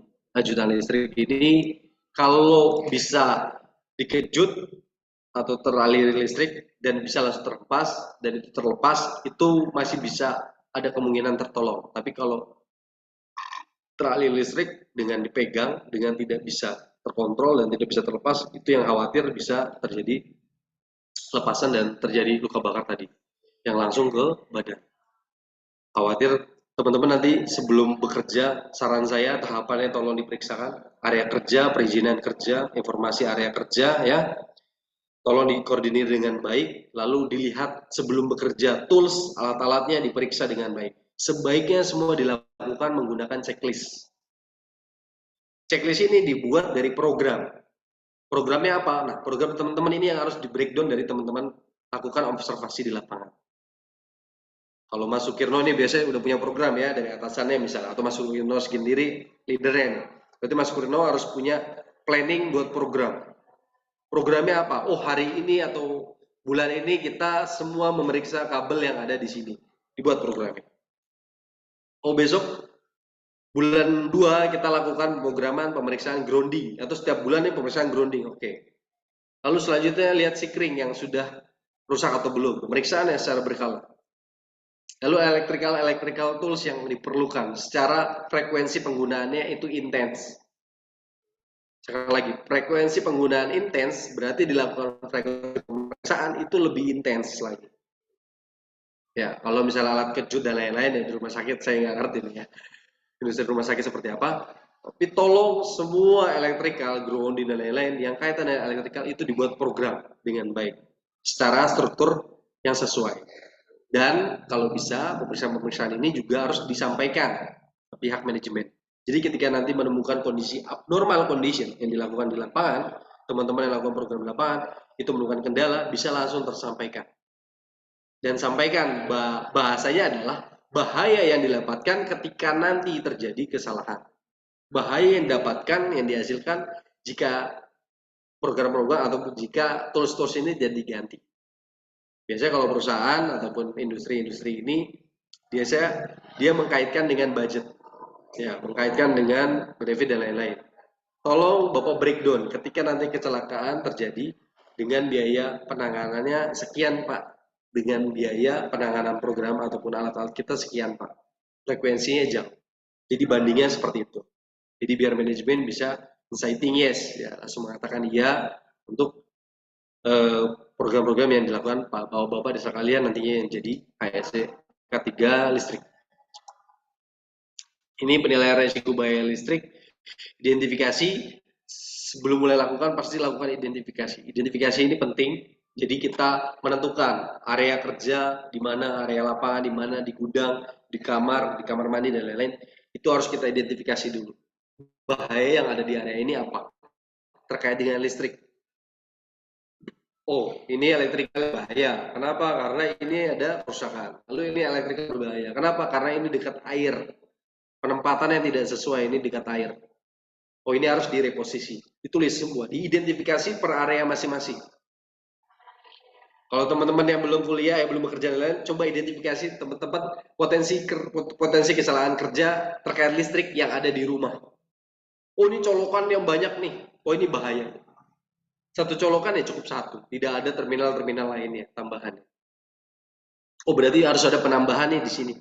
Jadi dibuat dulu, di breakdown dulu, dibuat secara umum, dibikin. Oh, area pertama kamar, lalu area dapur, mana terserah, dimulai di mana. Jadi secara manual, teman-teman sudah menggambarkan bahwa teman-teman bisa mengobservasi dengan menganalisa area yang ada di area kerja ataupun teman-teman aktivitas di keseharian teman-teman. Itu sudah harus dimulai di breakdown. Ketika sudah mulai diidentifikasi, bahaya sudah disampaikan, berarti kita tahu cara mengcover bahaya tersebut seperti apa. Ya, kalau di hierarki safety ada yang namanya eliminasi, substitusi, engineering control, administrasi, dan APD. Nah, 5 komponen ini yang harus dimasukkan ke dalam hasil observasi tadi, analisa tadi. Ketika sudah identifikasi, lalu dihitung penilaian risiko sejauh mana nih. Apakah sampai ke fatality resikonya atau sampai sejauh mana nih? Oh, terkejut aja, strum aja sedikit gitu. Atau sampai kemana? Lalu ketika sudah tahu pengendalian seperti apa, resiko penilaian seperti apa, kita tahu cara menghandle-nya seperti apa, dengan cara apa yang tepat. Atau pakai APD apa ketika masuk ke area ini. Oke. Menginformasikan Pak. Ya. Kita sampai jam 12 ya Pak. Oke, Nah, siap. Tanya jawab 2-3 pertanyaan. Boleh. Oke. Lalu ini besar arus ya. Nah, ini besar arus ini yang bisa mengakibatkan reaksi kepada tubuh manusia. Yang tadi, ini 0,09. Belum dirasakan pengaruhnya, hanya menggelitik. Nah, yang kalau saya tadi disebutin elektrostatik, ini hanya segini kondisinya, 0,09. Tapi kalau elektrostatik ya dengan frekuensi gesekan yang dihasilkan itu lebih tinggi frekuensinya, itu bisa menghasilkan 1 sampai 2 MA. Jadi lebih tinggi. Dengan sumber flammable yang ada, dengan oksigen yang ada, bisa menghasilkan api ataupun ledakan. Ya. Dan kita udah sering, kalau teman-teman nggak tahu ya, saya ngajak teman-teman harus lebih sering lihat kayak video-video safety ya. Dia kegiatannya hanya ngelap area, misalnya tangki atau ngelap tube tank ya, dilap karena bekas ada elektrikal yang tumpah atau chemical yang tumpah. Dia ngelap aja. Ketika ngelap itu terjadi gesekan. Gesekan itulah yang mengakibatkan adanya elektrostatik, dan elektrostatik itu yang memicu terjadinya ledakan atau terbakar. Ya, ini reaksi tubuh manusia dan lain-lain. Ini bisa dilihat. Nanti materinya bisa saya kirim ke Mas Febri, teman-teman bisa lihat ya, bisa baca-baca lagi. Mohon maaf belum sempat selesai semua nih, masih ada beberapa materinya. Jadi nanti teman-teman bisa lanjut, bisa baca. Kalau misalnya ada pertanyaan nanti ketika saya belum bisa jawab, nanti akan saya email ya, atau bisa kita WhatsApp. Oke, saya akhiri. Terima kasih Mas Febri. Saya kembalikan ke Mas Febri. Sekian. Baik, terima kasih Bapak Tio yang sudah menyampaikan informasi. Baik, rekan-rekan, saya atau kami ingin membuka 2 pertanyaan terkait dengan pelatihan pada pagi hari ini. Silakan yang ingin bertanya, silakan bertanya kepada Bapak Tio. 1-2 pertanyaan saja, silakan. Izin Silakan bertanya, Pak. Kak Sukirno. Antisipasi yang terbaik itu, Pak, ketika kita tersengat listrik atau tersetrum, Pak, itu bagaimana Pak caranya biar diri kita juga enggak ikut terbawa kesetrum gitu, Pak?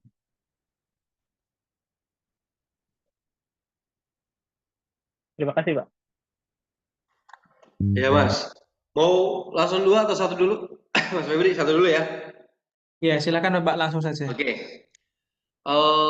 Pengamanan seperti apa biar kita nggak kesetrum? Yang pertama, ketika kita beraktivitas atau mau menangani sesuatu yang ada kaitannya dengan elektrikal, wajib, penting, dan kudu nih Mas. Dia udah wajib, penting, kudu nih ya. Harus mematikan dulu sumber arus listrik. Itu yang pertama.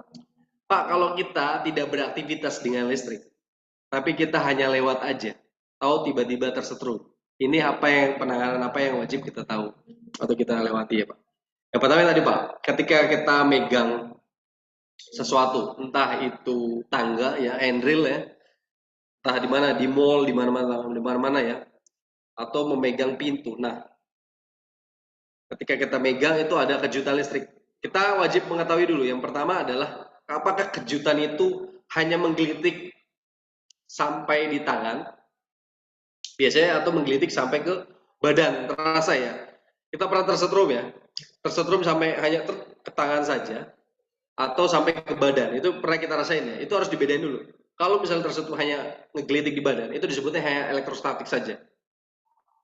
Dan elektrostatik biasanya tidak terlalu berbahaya jika kita tidak ada potensial yang mengakibatkan endapan listrik tersebut ada di dalam tubuh penambahannya.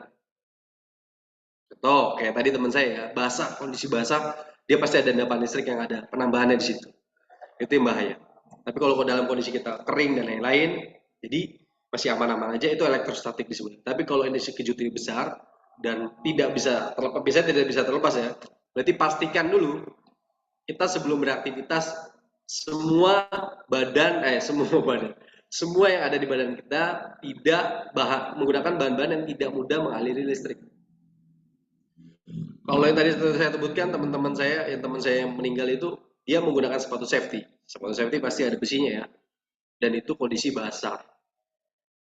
Ya, kalau sudah basah bisa mengaliri listrik dengan kondisi-kondisi di area yang mudah terbuka. Makanya tadi saya bilang, kalau misalnya kita ada elektrostatik yang terbuka, pengaliran listrik yang terbuka, di sana ada area yang terbuka dengan area listrik, grounding itu bisa lompat dengan mengaliri ke area lainnya. Jadi saran saya, teman-teman yang pertama harus benar-benar mengetahui dulu handling listrik seperti apa. Apalagi beban listrik ya teman-teman ya. Orang ketiga harus tahu dulu listrik ini seperti apa, dengan cara menghandlingnya seperti apa. Ketika ingin melakukan pemeriksaan atau perapihan atau pembenaran dan lain-lain, itu wajib dimatikan terlebih dahulu dengan melakukan isolasi lokotek atau isolasi sistem energi dengan metode yang lain-lain. Ya, kalau punya loto dan lain-lain, sebaiknya dimatikan dan dikunci ruangannya. Lebih aman gitu ya. Jadi biar nggak ada orang lain. Kalau sampai lagi benerin, atau ada yang nyalain kan lucu ya. Jadi pastiin yang menyalakan dan mematikan tersebut adalah orang yang melakukan perbaikan. Itu penting. Yang kedua, ketika nanti ketemu di area yang lain-lain, pastikan penanganan atau pelepasan ketika megang terus setrum, lepasinnya adalah orang-orang yang paham dulu. Jadi dilihat dulu area sekitar seperti apa. Ini kabel yang terbuka atau diode seperti apa? Oh Pak, kelamaan. Oh kalau kelamaan ya udah langsung diputus. Tadi diempas badannya itu menggunakan bahan yang kayu dan lain-lain ya.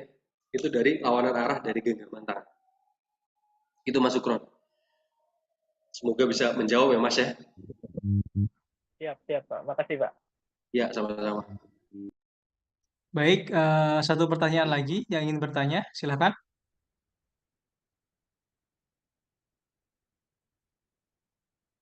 Kepada rekan-rekan yang ingin bertanya, silakan. Satu pertanyaan lagi. Saya mau bertanya, Pak. Silakan Pak Solihin. Ketika terjadi arus pendek, apa langkah yang harus dilakukan, Pak?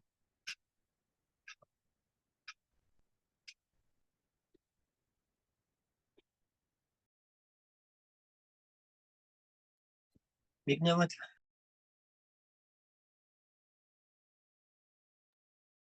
Pak Tio belum dihidupkan mic-nya.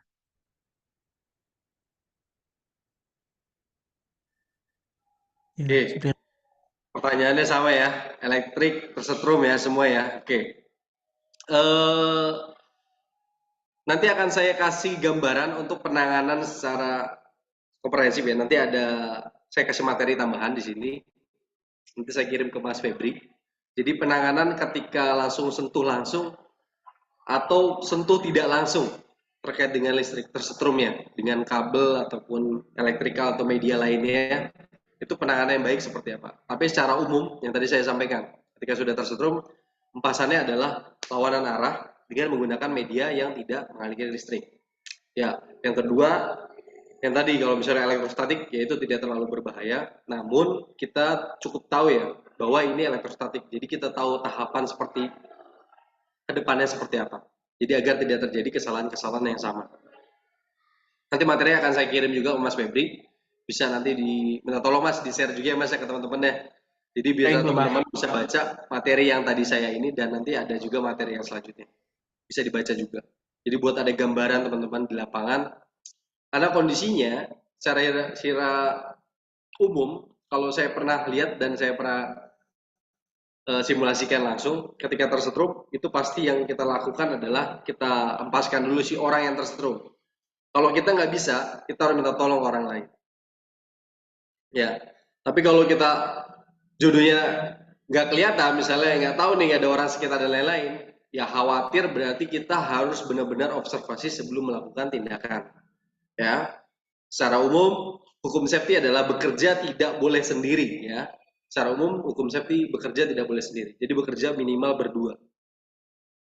Oke, mau dimanapun. Entah nanti elektrikal, bahkan di ruang elektrik ya, Mas Sukirno ya, nggak boleh bekerja sendiri, Mas. Jadi minimal berdua. Atau Pak nggak bisa berdua, orangnya memang cuma satu, nggak masalah. Tapi diawali dengan berdua. Jadi Mas dan temannya itu tahu bahwa si A ini bekerja di area elektrik. Setidaknya itu. Nah, informasi ini harus terus berjalan. Ya, khawatir terjadi hal yang tidak diinginkan kita. Dengan teman-teman harus paham juga terkait dengan isolasi energi, elektrik, padlock, dan lain-lain, isolasi sistem, dan lain-lain. Jadi, setelah ini tahapannya ada teknis K3 umum atau K3 listrik yang spesialis. Nanti Mas Febri juga bisa menginformasikan kapan waktu training dan lain-lain. Itu kita bahas banyak lagi terkait dengan padlock, warna, padlock, ini padlock ABCDFG untuk apa, aksesorisnya dan lain-lain. Dan kejadian kecelakaannya itu seperti apa, kita breakdown di sana. Mungkin itu Mas Solihin, semoga bisa menjawab ya Mas Solihin. Baik, terima kasih atas pertanyaan dari Kak Soli dan juga Kak Sukirno tadi. Baik, Bapak, terima kasih Bapak sudah memberikan ilmu yang bermanfaat bagi kita semua. Semoga ilmu yang kita dapatkan dapat berguna di masa depan kami semua. Amin. Dan juga teman-teman, terima kasih sudah sangat aktif dalam bertanya maupun sharing pada webinar pada pagi tadi sampai siang hari ini. Sebelum saya tutup, kita sesi dokumentasi terlebih dahulu ya rekan-rekan semuanya. Bisa menghidupkan kameranya terlebih dahulu untuk sesi dokumentasinya. Kami tunggu yang belum menghidupkan kameranya, on cam terlebih dahulu untuk sesi dokumentasinya.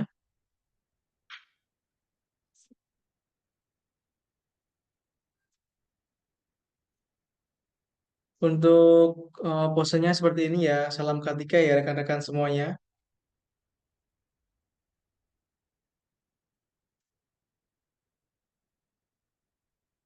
Baik. 1, 2, 3. Baik, terima kasih Bapak Tio yang sudah menyampaikan Terima kasih materinya. semuanya. Ya, semoga dapat bertemu kembali ya Bapak. Ya, amin. Terima kasih semuanya. Sehat selalu. Assalamualaikum warahmatullahi wabarakatuh. Ya, Waalaikumsalam warahmatullahi terima kasih wabarakatuh. rekan-rekan semuanya terkait dengan e-sertifikat. Nanti akan kami kirim melalui email masing-masing ya. Untuk informasi terkait dengan pelatihan K3, ahli K3 umum, dan lain sebagainya, bisa menghubungi kami terkait pelatihan-pelatihan yang teman-teman ingin perlukan untuk mendaftar di pekerjaan yang akan didaftar teman-teman. Baik, saya tutup pada pelatihan siang hari ini. Terima kasih. Wassalamualaikum warahmatullahi wabarakatuh. Selamat siang, sampai jumpa kembali ya rekan-rekan semuanya. Terima kasih. Sama-sama.